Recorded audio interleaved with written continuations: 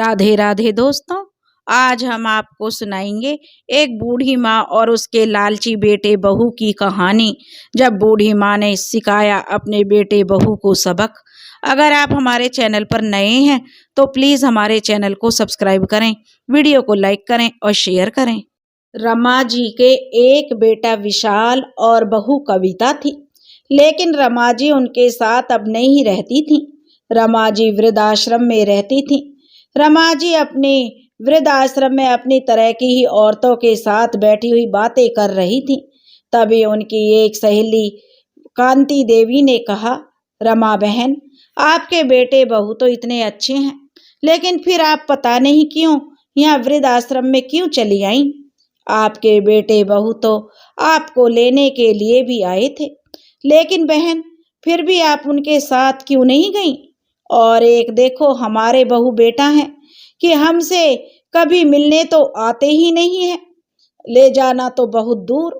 अब रमा जी कुछ कहती उससे पहले ही जो वहाँ के वृद्धाश्रम के रहने वाले शर्मा जी ने आकर कहा, अरे रमा बहन, आपके बेटे बहू तो आज फिर से तुम्हें लेने के लिए आ गए हैं।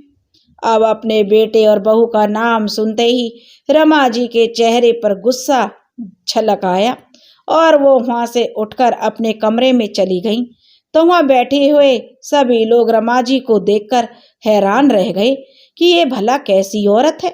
इनके बहू बेटे इन्हें लेने के लिए आते हैं, लेकिन यह उनसे मिलने की बजाय उनसे मुंह फेर कर अपने कमरे में चली जाती हैं। तब तक उनके बेटे बहू भी अंदर आ चुके थे और वो सीधे मैनेजर के पास गए थे। तो मैनेजर साहब उन्हें रमा जी से मिलने के लिए ले गए। अंदर आए तो रमा जी अपने कमरे का दरवाजा बंद करके बैठी थी। तो मैनेजर साहब ने कहा, माँ जी दरवाजा खोल दीजिए, आपके बेटे बहू आपसे मिलने के लिए आए हैं। तो रमा जी ने साफ साफ कह दिया कि मैं इन लोगों से मिलना नहीं चाहती हूँ। मैनेजर साहब की बहुत रिक्वेस्ट करने पर रमा जी ने दरवाजा खोला तो उनके बहू बेटे अपनी माँ से मिलने अंदर गए और मैनेजर साहब भी वहीं बाहर बैठ गए। अंदर जाते ही उनके बेटे विशाल ने अपनी माँ से कहा, माँ क्या हो गया है आपको, क्यों नहीं चलना चाहती हो आप हमारे साथ। अब तो आपका पोता भी आ गया है, अरे उसे तो आपकी बहुत जरूरत है। अगर दादी के होते हुए पोते को दादी के प्यार से वंचित रहना पड़ा तो यह तो उसके साथ अच्छा नहीं होगा। यह तो उसके साथ आप सरासर नाइंसाफी कर रही हो माँ। तभी बहू कविता ने कहा, और माँ जी आपको पता है गांव में जो हमारी जमीन थी अब वहां तक शहर का विकास हो गया है।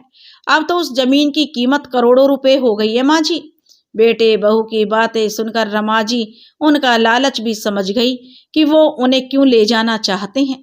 उन्हें बेटे बहू पर बहुत गुस्सा तो आया, लेकिन वो उनसे झगड़ा नहीं करना चाहती थी, इसलिए चुप रह गई। कमरे का माहौल एकदम से शांत हो गया। तभी मैनेजर शर्मा अंदर आए और बोले, क्या हुआ माँ जी, क्या निर्णय लिया आपने। तो रमा जी ने अपनी बहू कविता ने उनसे कहा, पता नहीं साहब, माँ जी को क्या हो गया है, कुछ भी नहीं बोल रही हैं, ना तो हाँ बोल रही हैं और ना ही ना बोल रही हैं। बेटे बहू बोलते जा रहे थे, लेकिन रमा जी कुछ नहीं बोली, वो चुपचाप बैठी रही।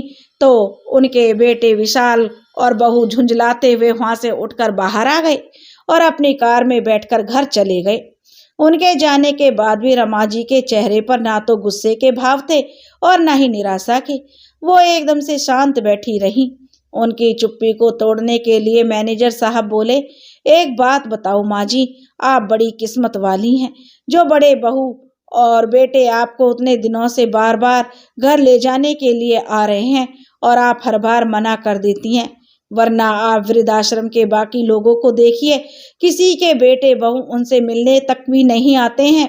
आपके बेटे बहू तो पिछले 2 महीने से 2-3 बार आपको घर ले जाने के लिए मना रहे हैं, लेकिन माँ जी आप अपनी जिद पकड़ कर बैठी हुई हैं। ऐसे बेटे बहू किस्मत वालों को मिलते हैं माँ जी, वरना अपने वृद्धाश्रम में ही जो शांति काकी को देख लीजिए। अपने छोटे छोटे नाती पोतों को कितना याद करती हैं, कितना रोती हैं वो उन्हें याद करके। हर रोज भगवान से यही प्रार्थना करती हैं, काश उनके बेटे बहू उन्हें किसी भी तरह से रख लें, लेकिन वो अपने घर में रहना चाहती हैं। और एक आप है माँ जी, जो बेटे बहू के मनाने पर भी आप घर वापस जाने को तैयार नहीं है। तभी कुर्सी से उठती हुई रमा जी मैनेजर साहब से बोली, मैनेजर साहब, अब मेरा घर वृद्धाश्रम ही है, मुझे किसी और घर में नहीं जाना। अपनी आखिरी सांस तक मैं इस वृद्धाश्रम में ही रहना चाहूंगी। अगर आपको मेरा इस वृद्धाश्रम में रहना पसंद नहीं आता है तो मैं किसी दूसरे वृद्धाश्रम में चली जाऊंगी, लेकिन बेटे बहू के साथ वापस अब मैं उस घर में कभी नहीं जाऊंगी। तब मैनेजर बोला, नहीं नहीं माँ जी, मेरे कहने का वो मतलब नहीं था कि आप इस वृद्धाश्रम को छोड़कर चली जाएं। अरे माँ जी, मेरा वृद्धाश्रम तो आप जैसे बुजुर्ग लोगों के लिए ही बना है, जिनकी मैं सेवा करना चाहता हूँ। मैं तो बस आपके बेटे बहू के अच्छे स्वभाव को देखकर आपसे कह रहा था, बाकी आपकी मर्जी। मैं आप पर घर जाने का कोई दबाव नहीं डाल रहा हूँ माँ जी। अगर आपको मेरी बात बुरी लगी हो तो मैं माफी चाहता हूँ माँ जी। तब रमा जी बोली, मैनेजर साहब, जो नहीं बेटा, इसमें बुरी लगने वाली तो कोई बात नहीं है। तुम मुझे वही कह रहे हो जो तुम अपनी आंखों के सामने देख रहे हो बेटा। सच्चाई तो किसी को पता ही नहीं है। तब मैनेजर साहब बोले, क्या मतलब माँ जी, आप कहना क्या चाहती हैं? तब रमा जी ने कहा, बेटा बस कुछ नहीं। और वो अपनी बात को टाल गई और वहां से उठकर बाहर चली आई। समय भी अपनी रफ्तार से चलता है, कहाँ किसी के लिए रुकता है। कुछ दिनों बाद रमा जी के बेटे बहू फिर से वृद्धाश्रम में आ गए और मैनेजर साहब से अपनी माँ से मिलने के लिए कहने लगे। तभी मैनेजर साहब ने देखा उनकी बहू के हाथ में एक बड़ा सा डब्बा था। उन्होंने पूछा कि इसमें क्या है? तब उनकी बहू कविता बोली, अरे मैनेजर साहब, आज मेरी सासू माँ का जन्मदिन है, इसलिए मैं उनके लिए केक लेकर आई हूँ। वृद्धाश्रम में ही उनके साथ केक काटूंगी, तो वो मेरे साथ घर आने के लिए तैयार नहीं है ना, तो मैंने सोचा मैं वृद्धाश्रम जाकर उनके साथ जन्मदिन मना लेती हूँ। मैनेजर साहब बोले, एक बार मैं माँ जी से पूछ कर आता हूँ, उसके बाद ही तुम्हें बताऊंगा। इस बार विशाल और कविता अपने 6 महीने के बेटे ध्रुव को भी साथ में लाए थे।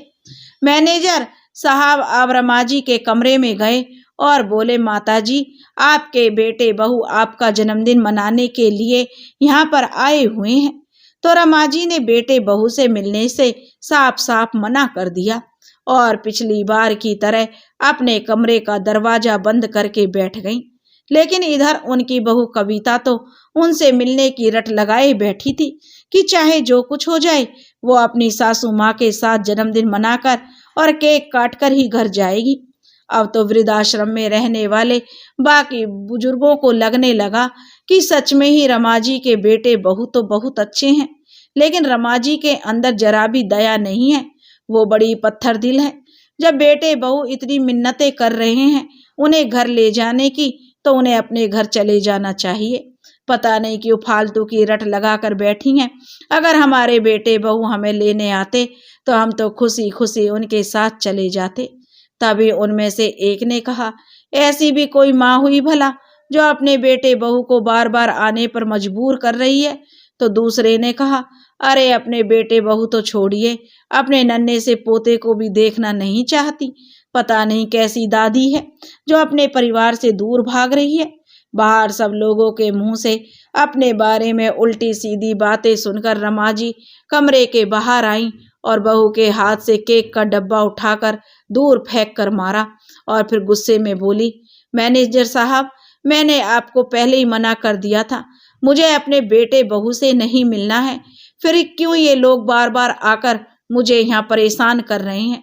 मैंने कह दिया ना, मेरे ना तो कोई बेटा है और ना ही कोई बहू है, और मेरे कोई पोता या पोती भी नहीं है। मेरे पति के जाने के बाद अब इस दुनिया में मेरा अपना कोई नहीं है। मैनेजर साहब, कह दो इन दोनों से कि दोबारा मुझे लेने यहाँ ना आए। इस बार मैनेजर साहब को रमा जी का व्यवहार बहुत ही अटपटा लगा। वो रमा जी से नाराज होते हुए बोले, माँ जी, क्यों आप बुढ़ापे में अपनी अकड़ लेकर बैठी हुई हैं? ऐसी भी क्या बात हो गई जो आप अपने बेटे बहू से इतनी नफरत करती हैं?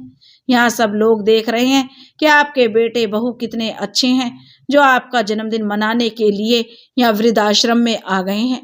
अरे माँ जी, बच्चों से गलती हो गई तो अगर उन्हें अपनी गलती का एहसास हो गया है तो आपको भी उन्हें अब माफ कर देना चाहिए। तभी रमा जी अपने बेटे बहू की तरफ देखते हुए बोली, चले जाइए यहाँ से और दोबारा मुझे कभी भी अपनी शक्ल मत दिखाना। रमा जी का गुस्सा देखकर उनके बेटे बहू को लगा कि कहीं माँ जी उनकी पोल ना खोल दें, इसलिए अपना सा मुंह लेकर वे वहां से चले गए। लेकिन आज रमा जी चुप नहीं बैठी, क्योंकि वो बार बार वृद्ध आश्रम में जाकर उनके बेटे बहू ने उन्हें परेशान करके रख दिया था। किस तरह पिछले 2 साल से उन्होंने अपने आप को संभाला है, किस तरह अपने पति का घर छोड़कर वृद्ध आश्रम में उन्होंने एडजस्ट किया है, यह बात उनसे बेहतर कोई नहीं जान सकता। जब वो वृद्ध आश्रम में आई थी तो किस तरह 4-5 महीने तक रो रो कर परेशान हो गई थी, ये तो वही जानती हैं। कितने टूटे मन के साथ वो वृद्ध आश्रम आई थी। बहू बेटे ने उन्हें बेइज्जत करने में कोई कमी नहीं छोड़ी थी। अपनी पिछली बातों को याद करके रमा जी की आंखों में आंसू आ गए। तभी मैनेजर ने कहा, माँ जी, पिछले 2 साल से मैंने आपकी आंखों में एक बार भी आंसू नहीं देखे, लेकिन आज आपकी आंखों में आंसू क्यों हैं? ऐसी क्या बात हो गई है माँ जी? आप अपने बहू बेटों के साथ जो जाना नहीं चाहती और हमें भी तो कुछ बताना नहीं चाहती हो।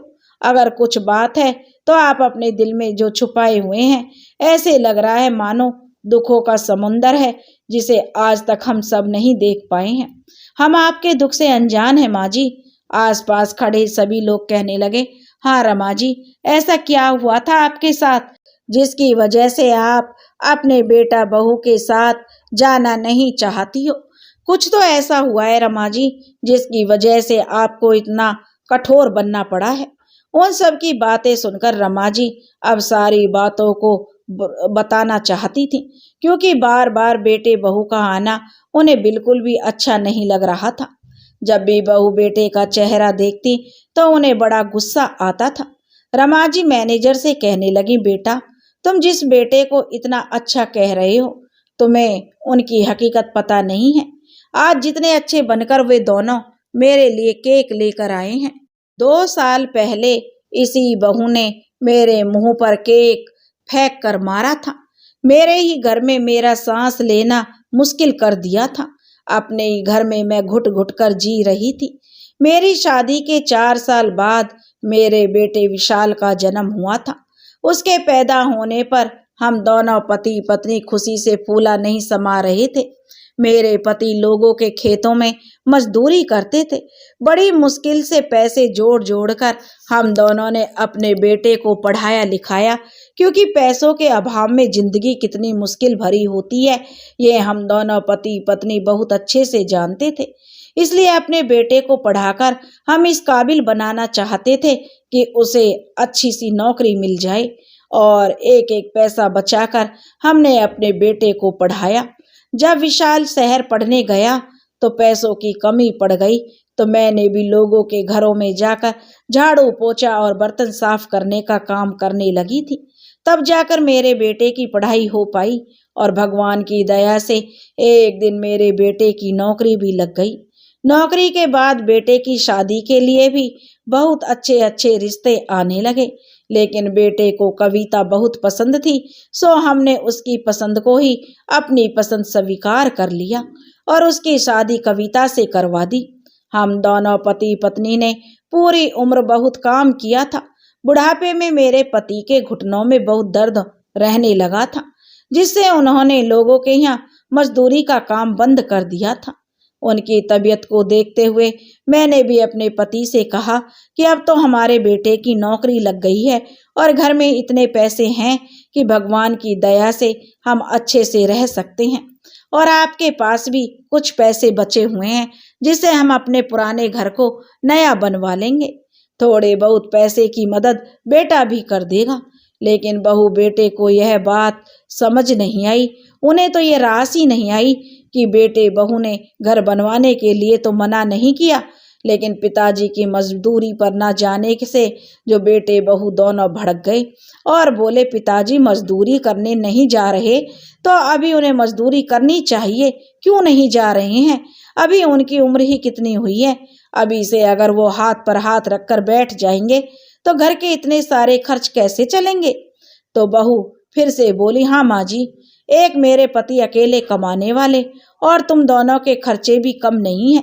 जैसे जैसे बुढ़ापे की तरफ आप दोनों जाओगे वैसे वैसे ही दवाइयों का खर्चा भी तो तुम दोनों का बढ़ जाएगा। तो कम से कम अपने लिए इतना तो कमाते रहो कि दवाइयों का खर्चा निकलता रहे।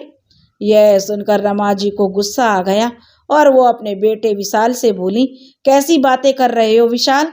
घुटनों में दर्द की वजह से ही तुम्हारे पिताजी ठीक से चल फिर नहीं पाते हैं और फिर तुम मजदूरी पर जाने की बात कर रहे हो। अब उनकी उम्र मजदूरी करने की नहीं है विशाल, बैठकर खाने की है। मेरी बात सुनकर मेरा बेटा तो अपने ऑफिस के लिए निकल गया, लेकिन बहू रसोई में बहुत देर तक बड़बड़ाती रही। बहू बेटों की बातों को सुनकर मेरे पति बोले कि भाग्यवान, हम एक काम करते हैं, अपने गांव वापस चलते हैं। गांव में हमारा टूटा फूटा कच्चा घर है, 3 बीघा जमीन भी है जो हमारे पुरखों की है, उसे मैं तुम्हारे नाम कर देता हूँ।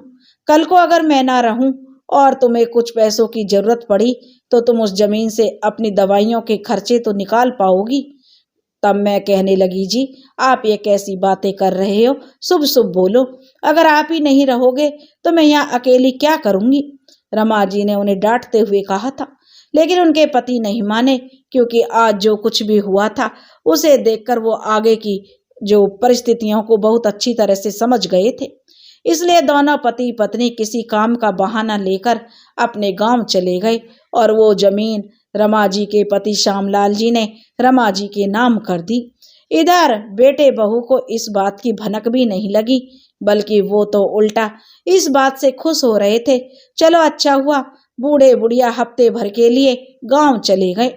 लेकिन गांव से आने के कुछ दिनों बाद ही जो मेरे पति के सीने में दर्द उठा और वो मुझे इस दुनिया में अकेला छोड़कर चले गए। मुझे क्या पता था कि वो बोल रहे थे वो सच हो जाएगा। मेरे पति का मुझे छोड़कर जाना मेरे लिए किसी सदमे से कम नहीं था। मेरा रो रो कर बुरा हाल था।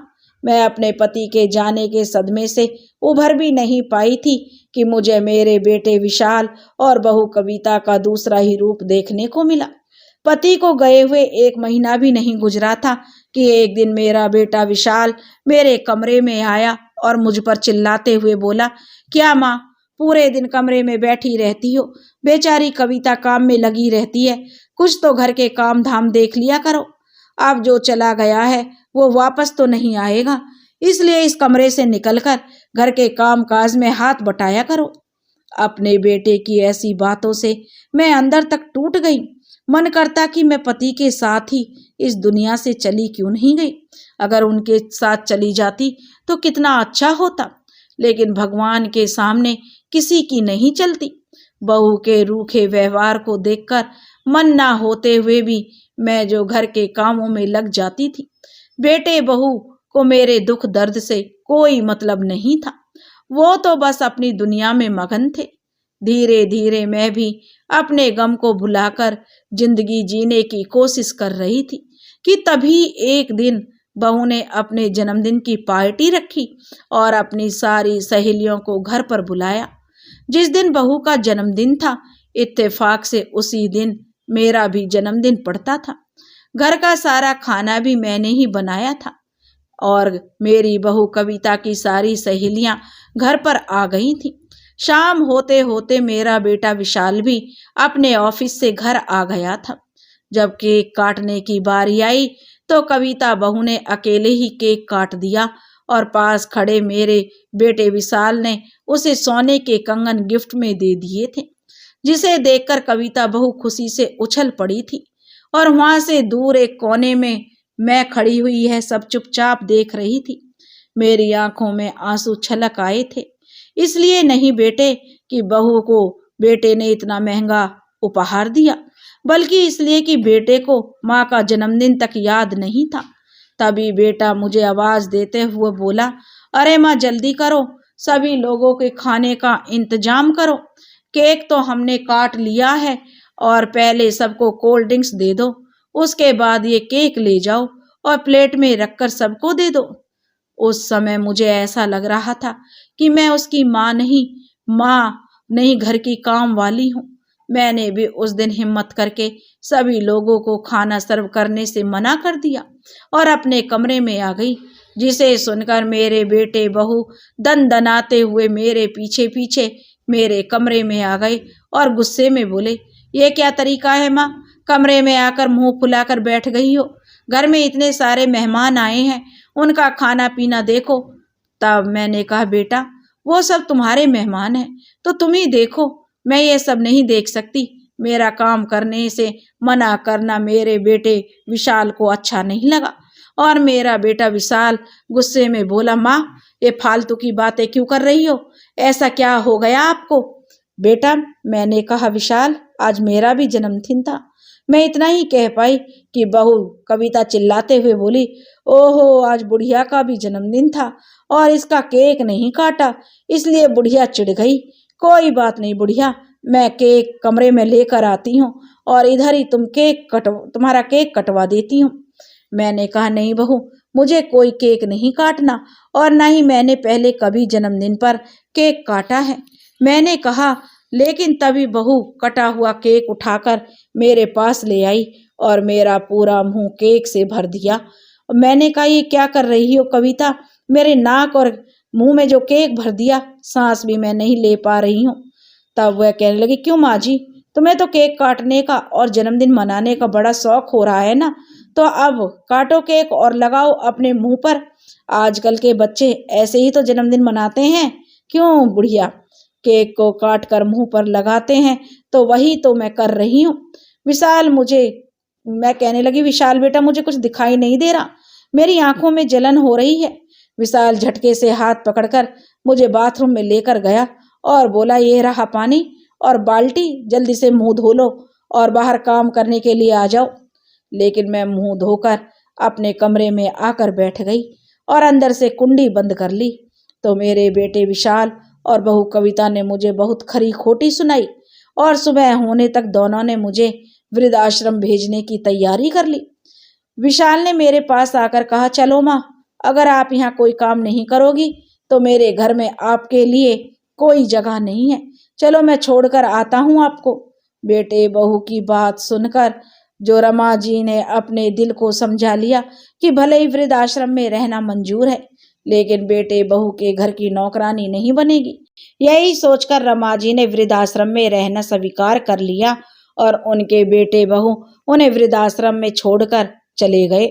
रमा जी को आए हुए वृद्धाश्रम में अभी 1 ही साल हुआ था कि उनके बेटे विशाल के पास गांव से किसी का फोन आया कि गांव में जो तुम्हारी जमीन थी अब वहां तक शहर का विकास हो गया है और आपकी जमीन तो मेन रोड पर है, इसलिए अब उसकी कीमत करोड़ों में हो गई है। जिसे सुनकर विशाल और उसकी पत्नी कविता खुशी से उछल पड़े और अगले ही दिन जमीन बेचने के लिए गांव पहुंच गए। लेकिन जब कोर्ट में पहुंचे तो पता चला कि वो जमीन तो उनके पिताजी ने अपने मरने से पहले अपनी पत्नी के नाम यानी विशाल की मां के नाम कर दी थी।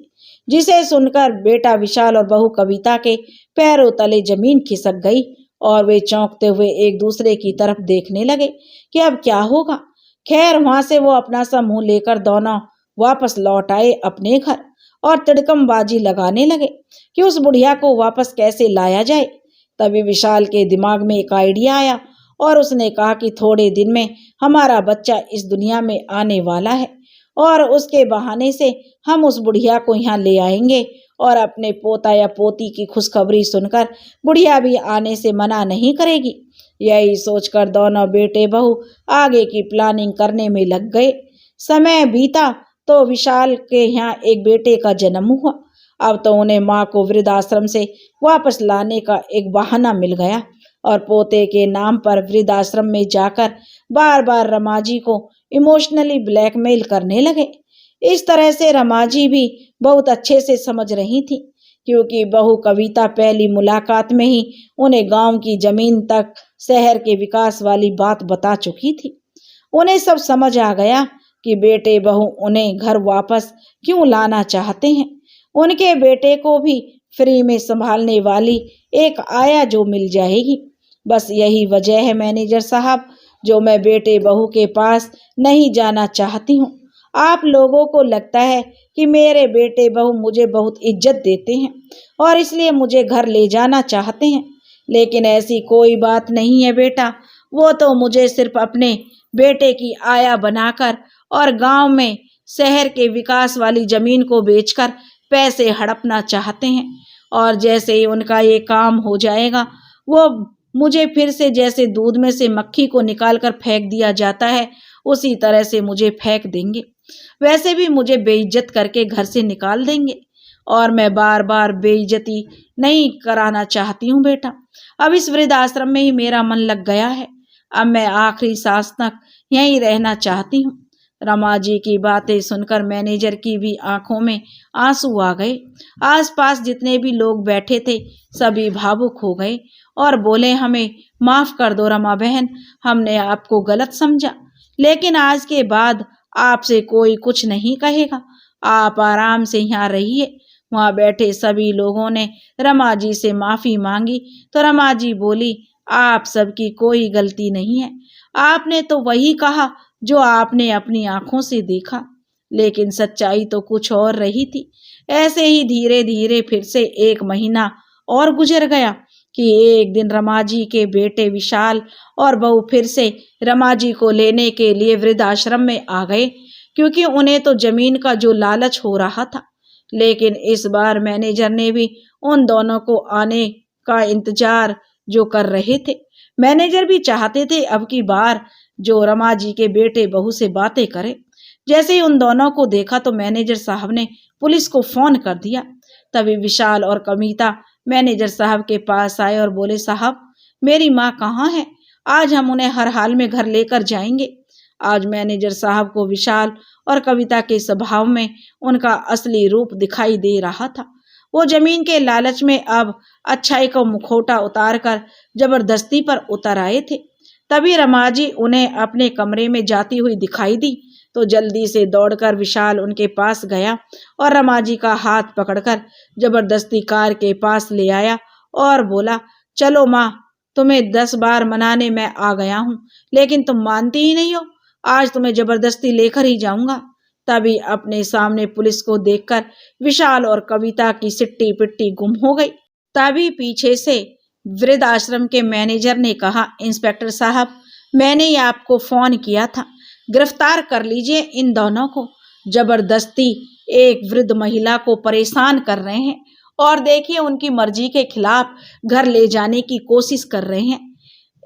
तो एक पल की भी देरी किए बिना पुलिस ने विशाल और कविता को गिरफ्तार कर लिया।